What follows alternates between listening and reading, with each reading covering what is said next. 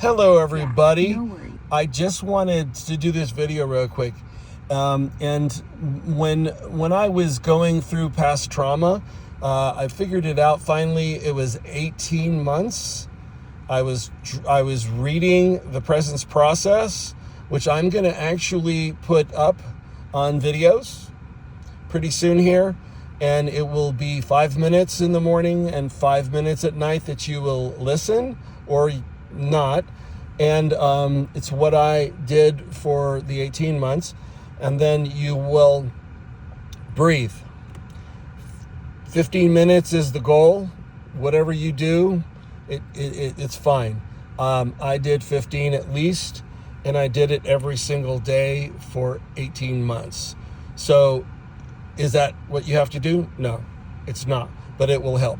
And then my partner would say to me, "How you doing?" And I say, I'm integrating.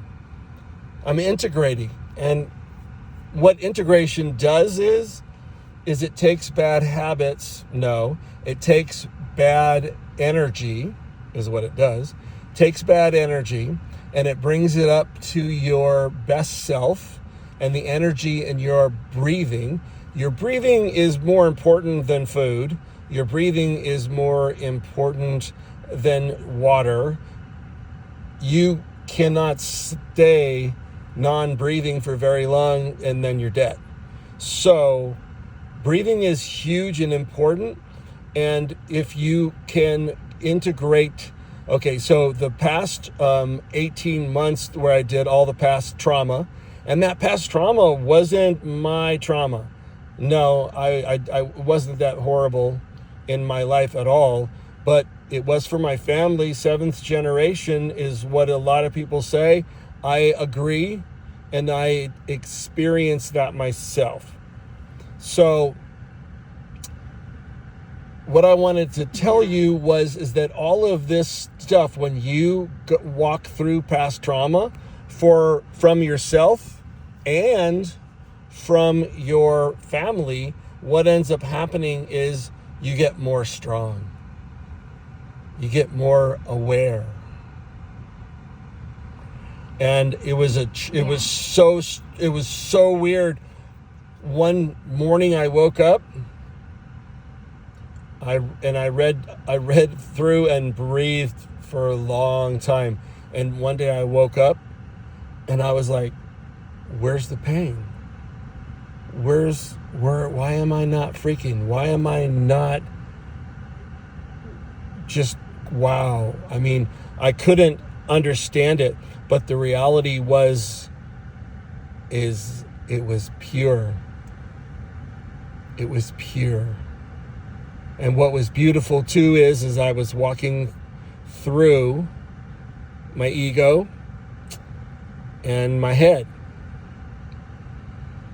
My mentor, who's now 93, he said, do you know how you can walk through all of that head and what it does and how mean it can be to you? He said, you need to ignore it.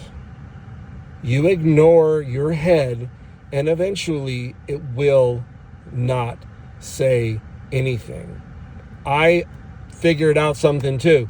You cannot give your head a chair at the table. Do you know what I mean?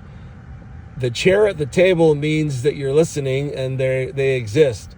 Well, the head doesn't exist when it's not being kind and helpful, when it's being mean, as mine was for most of my life.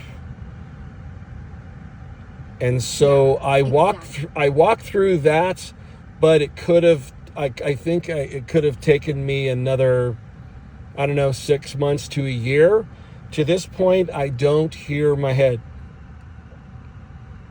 And my past trauma, no.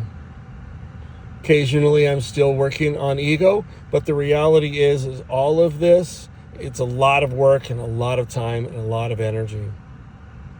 So what are you doing for yourself today? We need to take care of ourselves so that we can take care of the people in our neighborhood. So y'all have a great day. I'll talk to you. I'll talk to you soon.